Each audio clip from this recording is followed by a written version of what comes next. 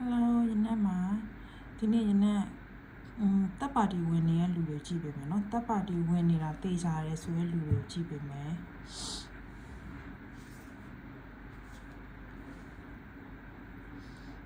ဒါကကိုနဲ့ဆက်သွယ်နေတဲ့လူကိုနဲ့ဆက်သွယ်နေတဲ့လူမဟုတ်ကိုဘက်ကလူပေါ့နော်တစ်ဖက်လူကိုရဲ့တစ်ဖက်လူနဲ့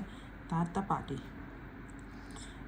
ကသူ့ကိုဆွဲလန်းစေတဲ့အရာသူ့မှာများတယ်တပ်ပါတီကနော်ဆွဲလန်းစေတဲ့အရာများတယ်ဆိုတော့ तू ကလောလောဆယ်ရုံထွက်နိုင်အောင်မှာမဟုတ်ဘူးဘာလို့လဲဆိုတော့ तू မက်လုံးတွေအများကြီးပေးထားတာတွေရှိရယ်မက်လုံးတွေပေးထားတယ်အဓိကငွေကြေးကိစ္စတွေဘယ်လိုလုပ်ပေးမယ်ဘယ်လိုတူနေဘယ်လိုလုပ်မယ်ဆိုတော့ငွေကြေးကိစ္စတွေကအဓိကထားပြီးတော့မက်လုံးပေး तू ကလည်းကိုယ့်ရဲ့တစ်ဖက်လူကလည်းကောင်းတဲ့ထဲမှာကပညာတော့တတ်တယ်သိလားအုံနောက်ရှိပညာတတ်တယ်ဒါပေမဲ့ဘာလဲဆိုတော့အရန်ကိုမက်လုံးအားကြီးလွန်းအားကြီးရယ်ဘယ်လိုပြောရမလဲရနေ့ဗမာလူကကောင်းကောင်းသိမပြောတတ်တော့လေစကလုံးလေးတွေမှားသွားရင်လည်း sorry ပါနော်မက်လုံးကြီးရောသူ့စီကနေလိုချင်တဲ့အရာတွေလှတာတွေရောတခြားဒနာအင်အားရောငွေကြီးရောအဲ့လိုမျိုးတွေကိုဆက်သွယ်ထားတဲ့ဟာမျိုးကအဓိက main ဖြစ်နေနော်အဲ့တော့ခါကျတော့လောလောဆယ်တော့သူရုံထွက်နိုင်အောင်မှမဟုတ်ဘူးဒါကကိုနဲ့ဖြစ်နေတော့ဖောက်ပြန်သွားတဲ့လူဒါမှမဟုတ်ရင်လောလောလတ်သူကနှစ်ယောက်တွဲနေတဲ့ဟာမျိုးအဲ့လိုမျိုးပုံစံမျိုးရှိရယ်เนาะပြီးတော့နောက်ထပ်တစ်ခုတွေ့တာအကြလေတစ်ဖက်လူမဟုတ်ပဲနဲ့ကိုဖြစ်နေတတ်တယ်ကိုဖြစ်နေဖို့ကလည်း80%လောက်များတယ်ကိုကိုလည်းအဲ့လိုမျိုးပဲဒီညမှာကိုဖြစ်သွားတာပေါ့เนาะကိုဖြစ်သွားနေဆိုတော့ဘေးကတစ်ဖက်လူကကြတော့ပူညံလောက်တယ်ဥပမာကိုကဒီအချိန်မျိုးမှာရှိကွာတပ်ပါတီရှိနေလူဆိုရင်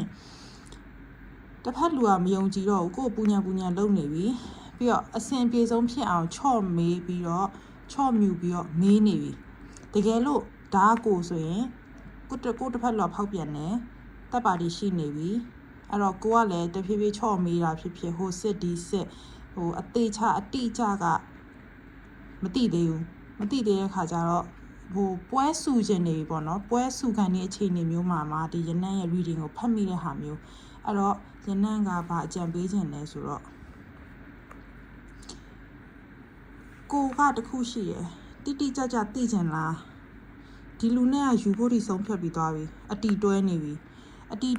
ယူဖို့ဆုံးဖြတ်ပြီးသွားတဲ့ဟာမှာဒီလိုမျိုးဖြစ်တယ်ဆိုတော့တချို့ဆိုယူခံနေပြီနော်ယူဖို့လည်းစီစဉ်ထားပြီးသားစိတ်ဆက်ထားပြီးသားအဲ့လိုမျိုးပုံစံမျိုးရှိတဲ့ခါကျတော့အဲ့လိုဖြစ်တယ်ဆိုရင်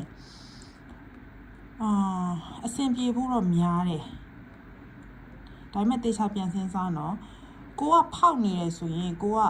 ဒီတပ်ပါတီစီကအရန်လိုချင်တာတွေများနေပြီဘာဖြစ်လို့လဲဆိုတော့အခုလက်ရှိတွဲနေတဲ့လူထက်ကိုရှိနေလို့တကယ်လို့ तू ကဖောက်နေပြီဆိုရင်လေ तू ကရွေးချယ်စရာတွေရှိနေအဲ့တော့ဒါကြီးကလောဘအရန်ကြီးနေတဲ့ဟာမျိုးဖြစ်နေရောလောဘကြီးတာမဟုတ်ဘူးလွယ်လိုချင်တဲ့ဟာမျိုးဥမာကိုရဲ့အခုလက်ရှိရည်စားလက်ရှိတွဲမဲ့လူလက်ရှိယူမဲ့လူကစပိန်စီးရင်ဆိုင်ငယ်လိုချင်တယ်ဆိုင်ငယ်ရှိရင်ကားလိုချင်တယ်စိတ်သေးလေးရှိရင်အကြီးလိုချင်တယ်အဲ့လိုမျိုးအရန်ဖြစ်နေတဲ့စိတ်ဆိုတော့အမှန်ဖြစ်မှာယူပြီးရင်စီးပွားဒလဟောတိုးတက်မဲ့ဟာကိုဘယ်လိုပြောမလဲသူတို့ကနှလုံးသားမရှိဘူးဆိုတဲ့ပုံစံနှလုံးသားမရှိဘူးအုံနောက်ပဲကြီးနေအုံနောက်ကြီးလားဆိုတော့လည်းကောင်းကြီးတာလည်းမဟုတ်ဘူးကောင်းကြီးရလည်းမဟုတ်ဘူးလို့လေဘယ်လိုပြောရမလဲအလကားလိုချင်တယ်ပြော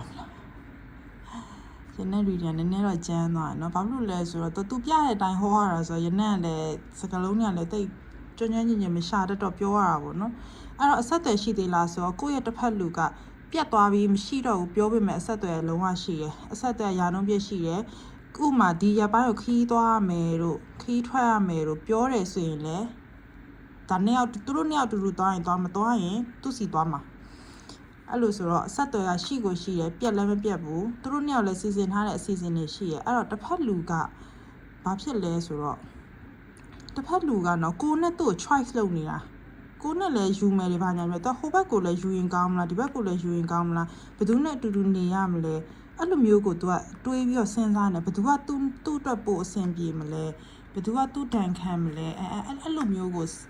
နှစ်ယောက်ပြိုင်ပြီးရွေးချယ်ခံရနေရနော်အခုဖြစ်နေတဲ့အခြေအနေကအဲ့တော့နောက်ဆုံးတစ်ခါဆွဲကြည့်အောင်ဖြစ်ဘလို့ထွက်မလဲဆိုတော့ဟိုးရင်ကတော့ သူ့မှာအဲ့လောက်ကြီးနာမည်ဆိုးဆိုးဝါးပြတ်ခဲ့တာတွေတော့မရှိဘူးအခုကျတော့သူ့ကိုယ်သူစိတ်ပူနေသူ့ဘဝအတွက်စိတ်ပူနေတာတို့ပြီးတော့နော်သူ့ရဲ့လက်ဘယ်လိုပြောမလဲလက်ရှိမိသားစုလေးကိုစိတ်ပူနေတာတို့သူကလည်းစိတ်ပူကြရရှိရပေါ့နော်သူ့ဘက်ကနေဟိုစကားကြီးလိုပဲအဲ့လိုပတ်ဝန်းပတ်တူလိုကြီးလာခြင်းတဲ့ပုံစံဟောပေးရမယ့်ပုံစံပေါ့နော်သူကလည်းသူ့ဟာသူကစိတ်ပူကြတွေကရှိနေတဲ့ခါကျတော့သူကလည်းအဲ့လိုမျိုးရွေးရတာတို့ဘာလို့ပေါ့နော်ဒါပေမဲ့ရနက်ကတော့အဲ့ဒီရဲ့အတွေးခေါ်အမြင်တွေရနက်မကြိုက်ဘူးမကြိုက်တဲ့ခါကျတော့ပြန်တော့စဉ်းစားပေါ့နော်ပြန်တော့စဉ်းစားဆိုတော့လူကတော့တစ်ခါတလေတော့မှားတတ်တယ်ပေါ့အဲ့တော့ဒီစိတ်ကိုပြင်သွားတယ်ဆိုရင်တော့ကောင်းတယ်မပြင်ဘူးဆိုရင်တော့သူယူပြီးရင်တော့ကိုနဲ့ယူဖြစ်တယ်ယူသွားပြီးပြီဆိုရင်တော့သူဒီလိုမျိုးတော့လုံးဝမဟုတ်တော့ဘူးတနှစ်ယောက်ထဲက50ပဲเนาะသူဘသူယူရမှမသိတယ်ဘသူနဲ့ရှေ့ဆက်လက်တွဲမှမသိစကားတွေကတော့နှစ်ဖက်လုံးကျွံပြီးသွားပြီဒါပေမဲ့ तू ကမျက်နှာအပြက်ခံပြီးတော့နှစ်ယောက်ထက်တစ်ယောက်ရွေးမှာနောက်ထပ်အသက်လည်းသူ့မှာပေါ်လာမှာမဟုတ်ဘူးတကယ်လို့ကိုကဒီအခြေအနေမျိုးမှာရှိရဆိုရင်လည်းကိုကဒီနှစ်ယောက်ထက်တစ်ယောက်ကိုရွေးမှာအသက်ကိုလည်းရွေးမှာမဟုတ်ဘူးအဲ့တော့ရှေ့ဆက်တဲ့နည်းနည်းကြည့်အောင်เนาะ confirm လုပ်လိုက်မယ်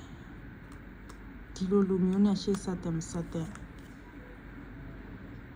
တယ်သူ့အကြောင်းကပိုစုံစမ်းရအောင်ပါကိုမသိထားတယ်ကိုမသိသေးတယ်သူ့အကြောင်းတွေအများကြီးရှိသေးတယ်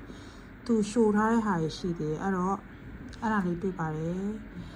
personal မေးချင်ရင်တော့ message ကနေလာမေးပေးပါရှင်ကျေးဇူးအများကြီးတင်ပါတယ်တတား